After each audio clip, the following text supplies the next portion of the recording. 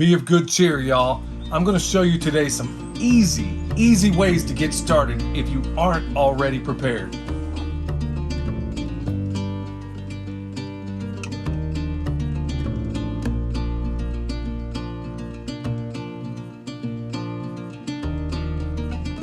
Hey y'all, Billy from Perma Pastures Farm. Okay, so you don't have to be some political prognosticator to figure out what's going on in the world right now. We all know, we all see it.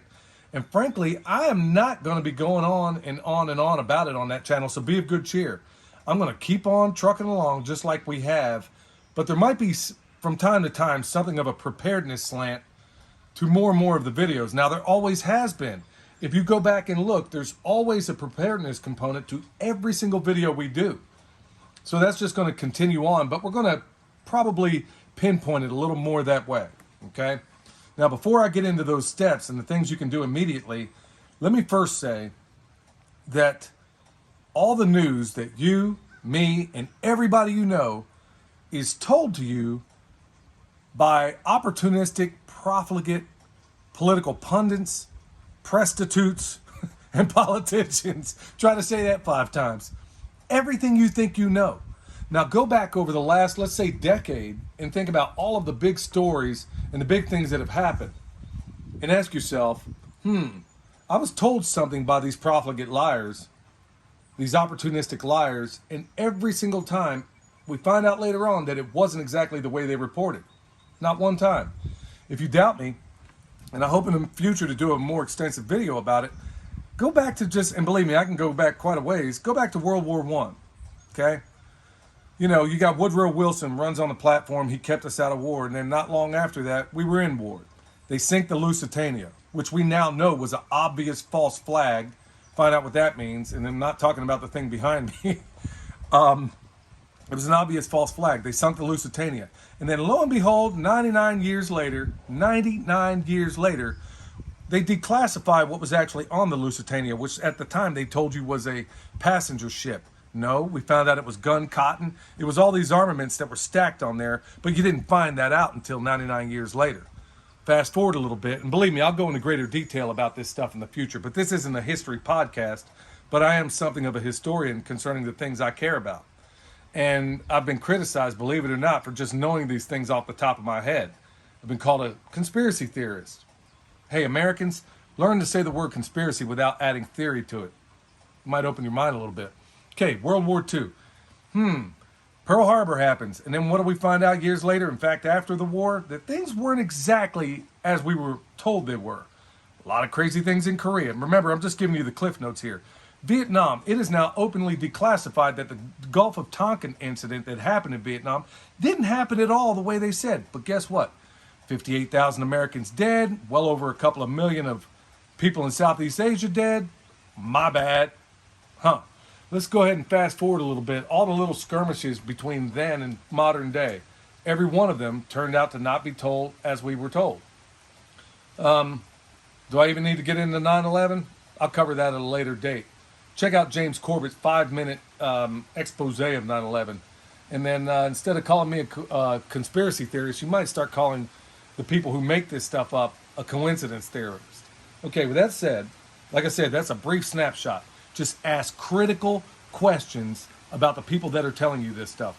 Because I dare say that if you had a friend that lied to you 1/100th to the extent that all the people I mentioned before have, they could tell you the sun rose in the east and you would go out and take a look.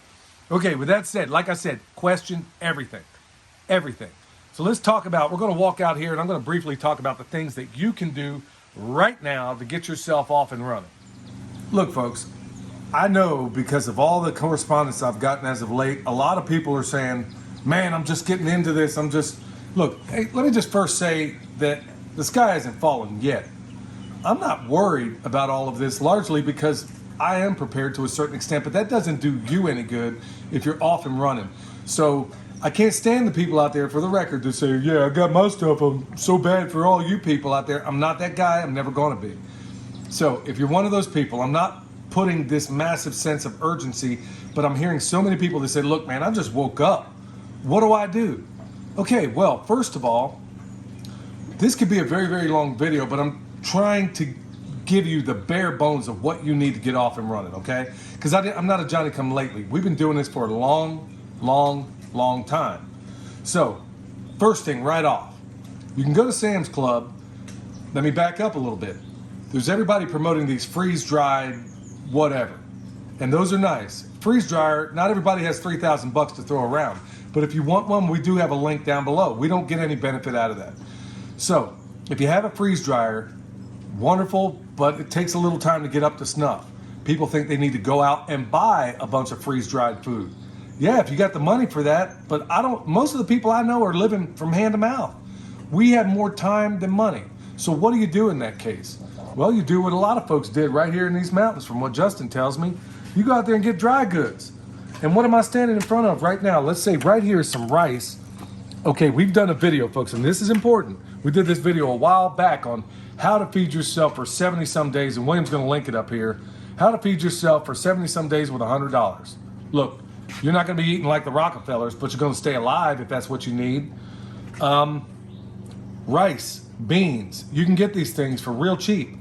Rice, you can go to Sam's Club and I think get a 50-pound bag of rice for like 17 bucks last time I looked. Okay, right here. This is turkey red wheat, organic.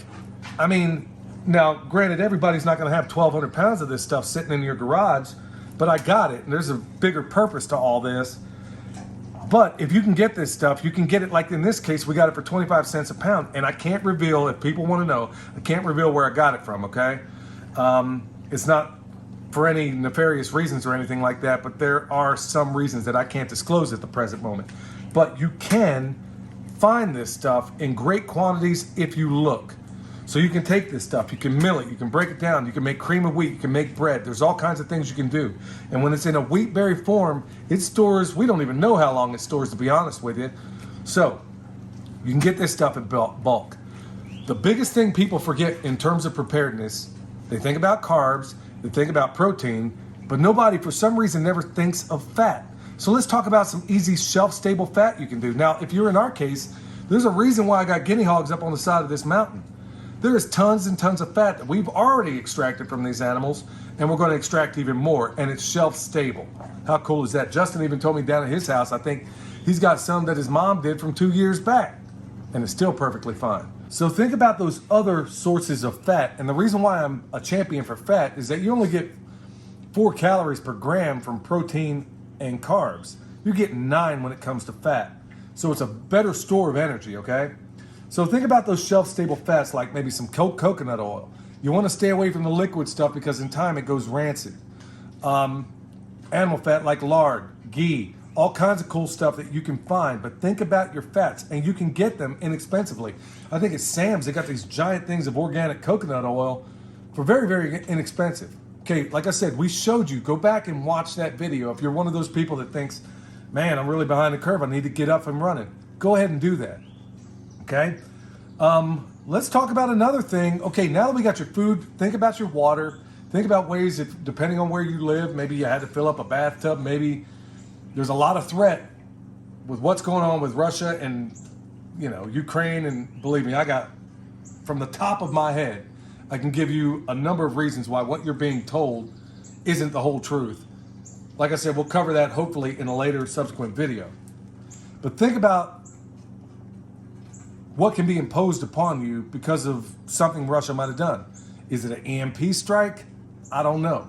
Is it any other, could it be something bigger? I don't know. I don't know where any of this stuff can go, but I'm not staying awake at night thinking about it. So think about the ways that you can mitigate the problems that you may have. Let's go out here and I'll talk about what we've done in this truck. I'm thinking about the most basic things. You know, a while back we did a video on the EMP Shield. And like I said, keep in mind, folks, I have not endorsed any other product except for EMP Shield to this point. Now, what I need, somebody asked me the other day, well, you know, if there's an EMP, you can't get back, you know, you can't go to this, you can't do that. Look, I don't need that. I need to get to my home or my bug out place, whatever the case may be. That's where I need to go because I don't intend to go anywhere after that. That's my thing. For you, it may be totally different. But right here, situated in this truck, going right over to the battery, super simple to install. Look, I don't need to go cross country. I don't need to do any of that. Your circumstances may be different. At the end of the day, I need this to be protected. And let's say it's a short-term outage, okay? I've done these for the house as well. I am a journeyman electrician. I've been one IBEW trained journeyman electrician for a lot of years. So I know what I'm talking about when it comes to installing this stuff. And sorry about that. We'll go inside and I'll just tell you briefly about the one in the house. Okay, even for the house, look, this is the EMP Shield right here, and it's connected into the panel. Easy to do. Like I said, I'm a journeyman electrician, so I for litigious reasons, I can't sit here and tell you exactly how to do it. Now, could I install it for you? Absolutely.